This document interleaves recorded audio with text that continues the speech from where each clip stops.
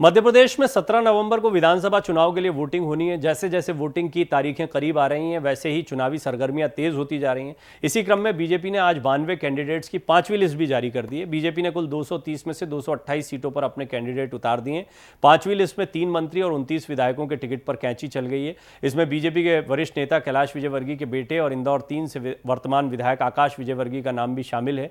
BJP की 5वीं list में मेहगांव से मंत्री ओपीएस भदौरिया का टिकट काटा गया है। वहीं बालाघाट से मंत्री गौरीशंकर बिसेन के टिकट पर भी पार्टी ने कैंची चला दी है। हालांकि गौरीशंकर की जगह उनकी बेटी मौसम बिसेन को टिकट दिया गया है। साथ ही मध्य प्रदेश की खेल मंत्री और ज्योतिरादित्य सिंधिया की बुआ यशोधरा राजे सिंधिया का शिवपुरी से टिकट काटा गया है। हालांकि वो पहले ही मना कर चुकी थी, वो कह चुकी थी कि मैं चुनाव नहीं लड़ूंगी, तो इसको टिकट काटना शायद कहना ठीक नहीं होगा, या हो सकता है उन्हें पहले से इसकी जानकारी हो। वहीं पटवारी भर्ती परीक्षा में कथित घोटाले से विवादों में आए विधायक संजीव सिंह कुशवाहा का टिकट भी कटा है।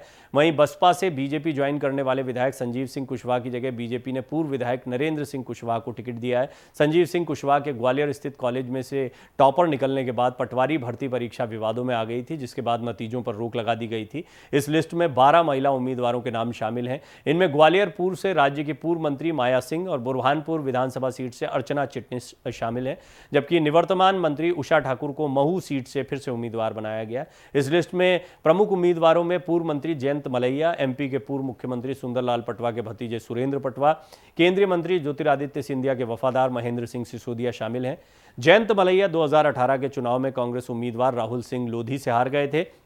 लोधी के कांग्रेस से इस्तीफे और उसके बाद भाजपा में शामिल होने के कारण हुए 2020 के उपचुनाव में मलैया को टिकट नहीं दिया गया था। भाजपा में शामिल होने के बाद लोधी 2020 का उपचुनाव हार गए थे। सुरेंद्र पटवा को रायसेन जिले के भोजपुर से और सिसोदिया को गुना जिले के बमोरी से फिर से मैदान में उतारा गया है। बीजेपी ने 5वीं लिस्ट में कुछ पूर्व मंत्रियों पर भी भरोसा जताया है। इसमें ग्वालियर पूर्व से माया सिंह को, ग्वालियर साउथ से नारायण सिंह कुशवाहा को, दमोह से जयंत मलैया, बुरहानपुर से अर्चना चिटनिस, इंदौर 5 सीट से महेंद्र हार्डिया, सेंधवा से अंतर सिंह आर्या और शमशाबाद से पार्टी ने सूर्य प्रकाश मीणा को मैदान में उतारा है। बीजेपी की 5वीं लिस्ट जारी होने के बाद कांग्रेस नेता कमलनाथ ने ट्वीट किया कि भारतीय जनता पार्टी की 5वीं लिस्ट ने साफ कर दिया कि बीजेपी नेतृत्वहीन होने के साथ ही दिशाहीन भी हो चुकी है। पार्टी ने उम्मीदवार नहीं उतारे हैं, बल्कि हार का ठीकरा फोड़ने के लिए कुछ पुराने और नए नाम सामने कर दिए हैं। अब न भाजपा के पास मुख्यमंत्री का चेहरा है और न ही विधायकों का चेहरा। जनता के सामने 18 साल का कुशासन है और जनता उसे खारिज करने के लिए कमर कस चुकी है। उन्होंने कहा कि मध्य प्रदेश में बहुत हद तक कांग्रेस और भाजपा दोनों के अधिकांश प्रत्याशी सामने आ चुके हैं। कांग्रेस के एक एक कार्यकर्ता को पूरी लगन और मेहनत से चुनावी समर में उतरना है और भाजपा की इस मन से हारी हुई टीम को औपचारिक रूप से ईवीएम के अंदर भी हरा देना है।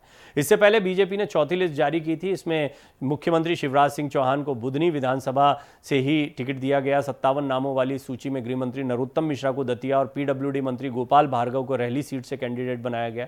बीजेपी ने अब तक गुना और विदिशा सीटों को छोड़कर आगामी चुनाव के लिए 230 में से 228 उम्मीदवारों की घोषणा कर दी है।